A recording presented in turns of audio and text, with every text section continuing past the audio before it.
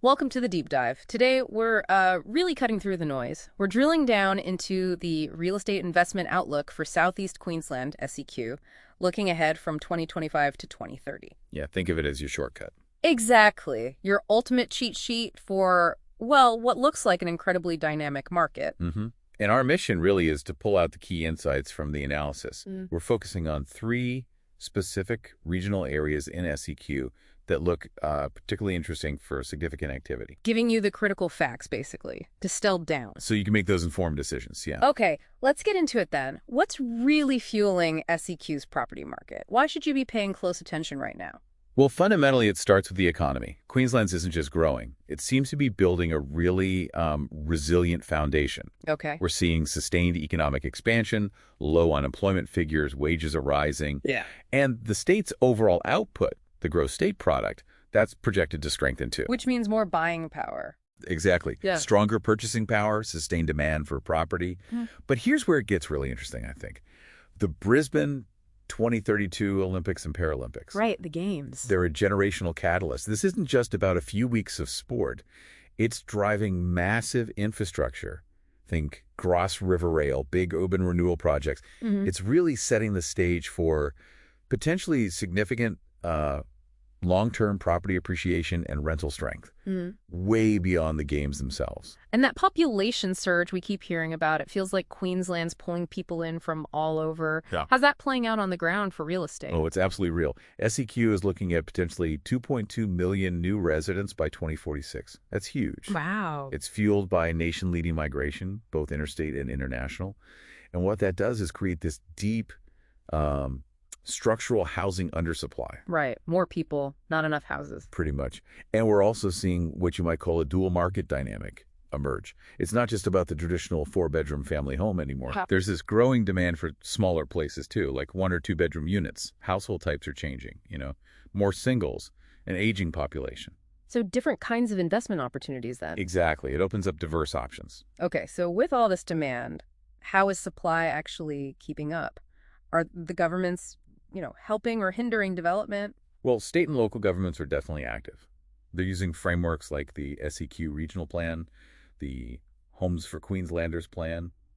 The idea is to streamline approvals, allow a bit more density. And for an investor. For you, this means spotting those genuine value-add opportunities. Take, for instance, the new Ipswich City Plan 2025. It comes into effect July 1st, 2025. Okay, what does that do?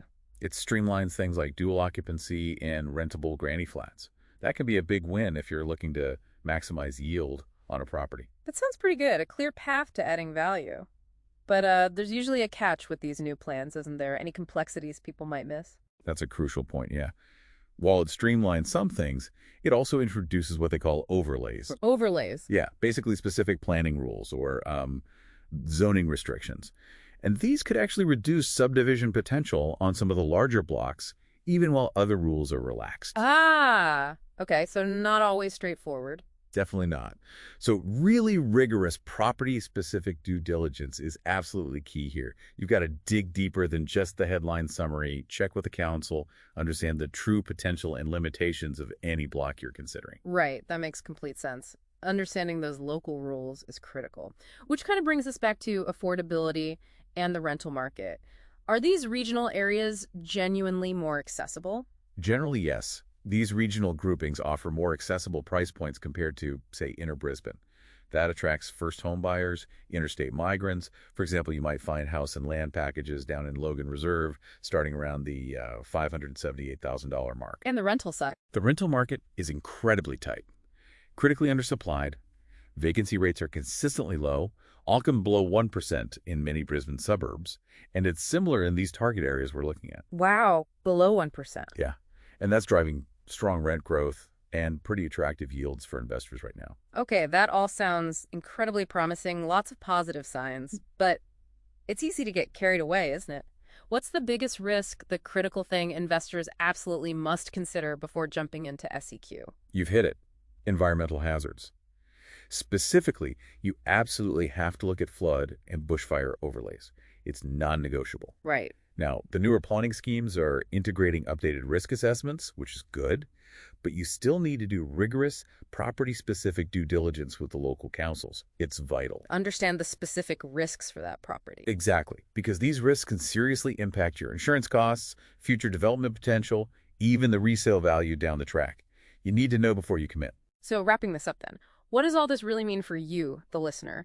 The big takeaway seems to be, yes, significant potential, but it really demands you do your homework meticulously. Precisely.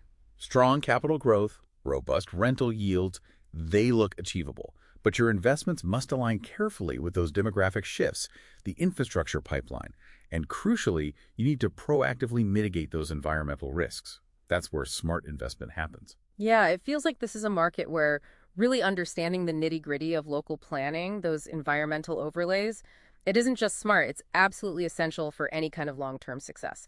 So after hearing all this, what stands out to you as maybe the single most crucial insight for your next step in exploring SEQ real estate?